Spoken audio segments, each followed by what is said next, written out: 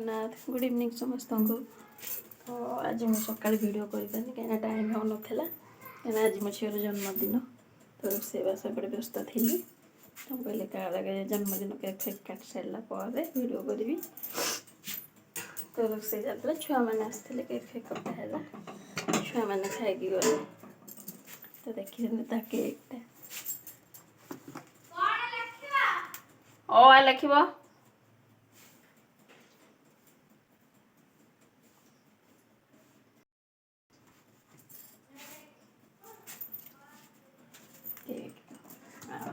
बुट तरकारी बुट आलू मिलकर काबुल मिसेक कर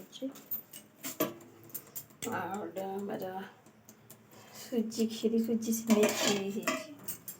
चावल क्षीरी कर दीपर शोई पड़ी तो डेरी हम चावल क्षीरी कले सन्ध्या पे खाए से सुजी क्षीरी कर सुजी क्षीरी कले शीघ्र होटा मीठा रसगोल्ला आना पूरी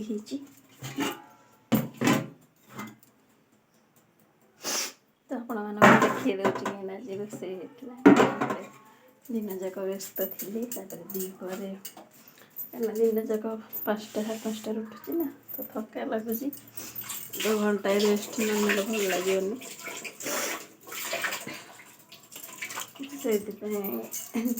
भिड कर केक काटला भिड कर पारे कि छुआ मैंने भोग होते पार्टी करते तो भिड कर पारे केक फेक कटा सरला तो भिड करदेली।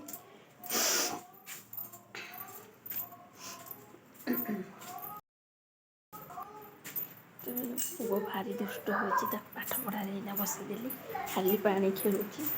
देख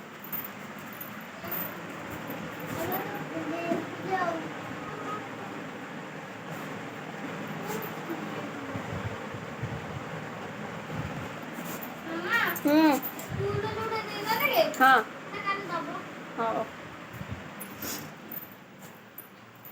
एक्चुअली बो ना छुआ मैंने आसते छाड़िया भी जाइए राति ना छोट छोट तो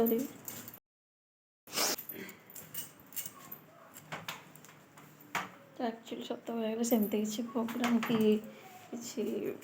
नाला कहीं झील जन्मदिन कहीं तो आपा टे कम बाहर को जाती तो मुझे एकुटिया सब जिनसा पारिनी कर तार जानी मो पुओ तो बहुत दुष्ट जहाँ भी कले से सब घाटी उठे थोईदेव किसी सेमती डेकोरेट किसी करना सादा सीधा सिंपल